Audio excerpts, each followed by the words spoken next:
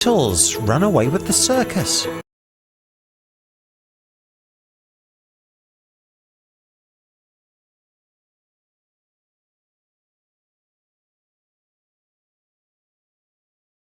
We saw the show, how great. The music's really good too.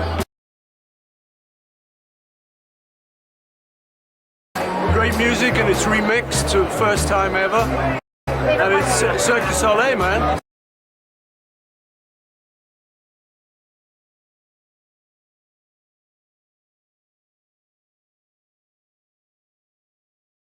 I think it's just beautiful. The combination works so well.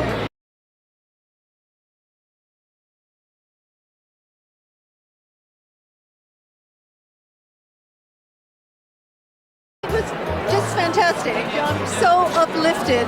It really is just so beautiful.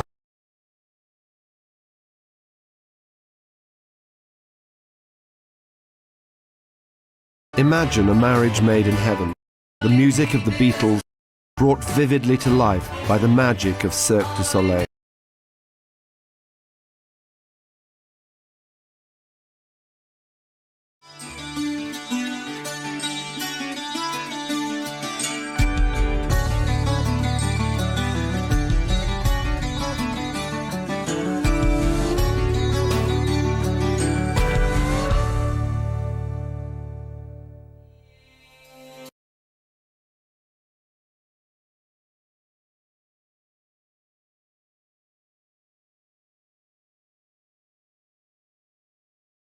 Welcome to the venue and the wonderful world of Las Vegas, the home from home of Cirque du Soleil.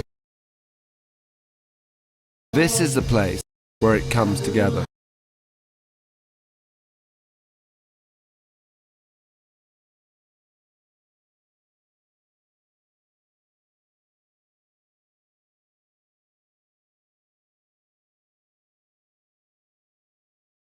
One ticket for Imagine for Love. There's one ticket for tonight at 7:30. Thanks very much.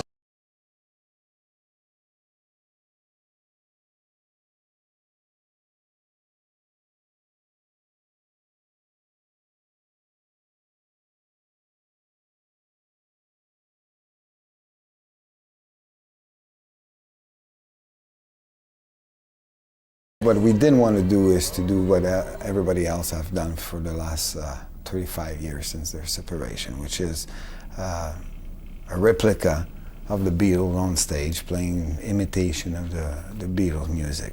We were actually looking for the idea of what the show would be about, but being artistic in French, they said, no, don't worry, it'll be okay, it's Cirque, the Beatles, it'll be fine. So we said, well, we're going to start from really the word of the musics. And what is Walrus? What is Eleanor Rigby? What is Lucy in the Sky? What is those characters that have lived in our imagination? We said, okay, we have to connect the imaginary, the imagination of Cirque du Soleil with the imagination of the Beatles. The idea of a collaboration between the Beatles and Cirque du Soleil first came up 7 years ago. For the past 3 years, the Beatles tracks have been pulled apart and reassembled here at the Abbey Road Studios in London, where they were originally recorded.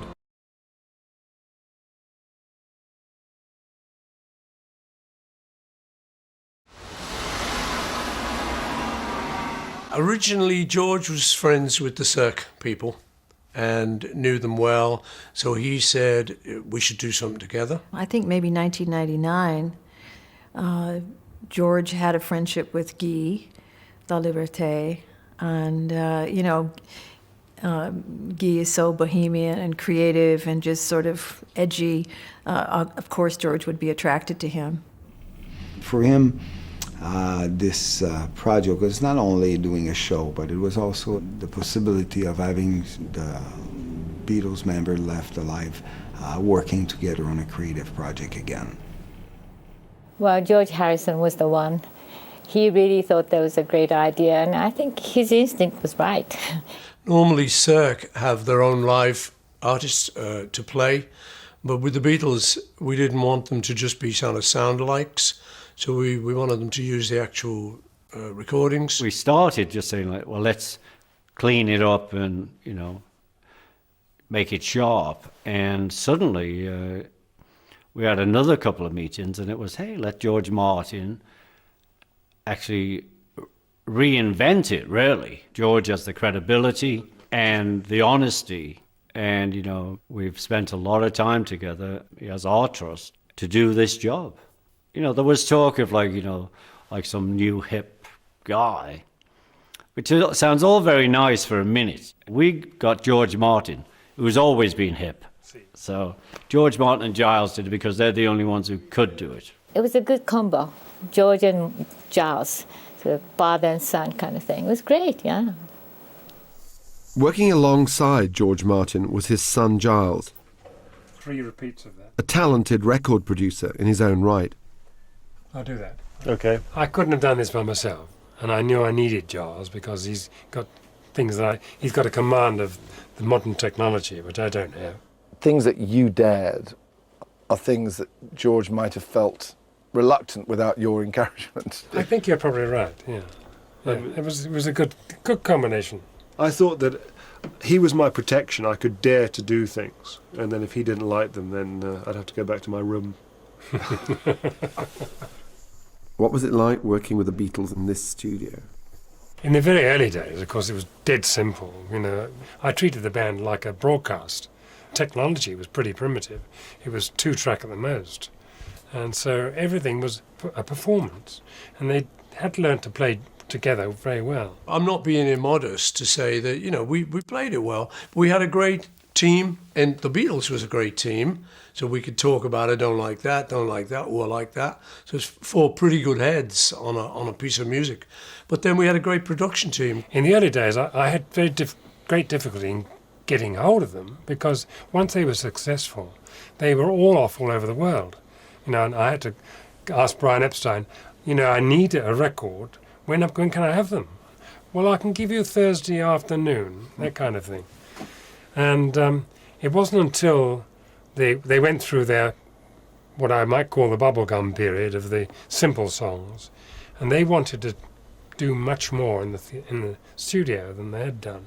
And then they just went wild. The stuff that poured out amazed me.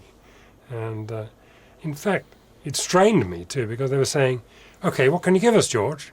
We want something really fantastic here. And they're pushing the frontiers all the time. And you're continuing to push the frontiers. I mean, this is an ambitious remix of very familiar tracks. What's the first step in the process?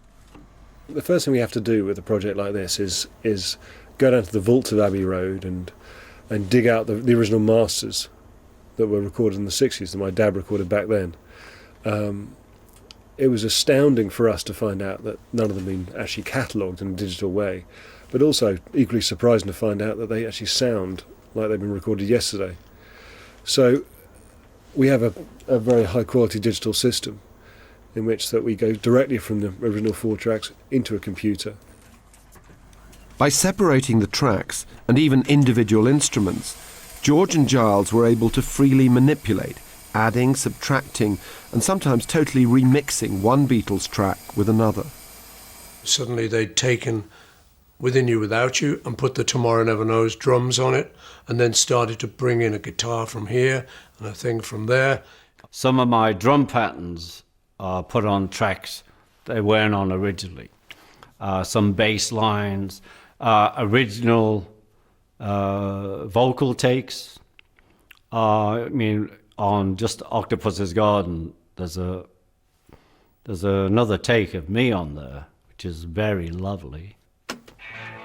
I think we were all amazed at how well it worked, partly because they did a great job, but partly because we did too on the original recordings.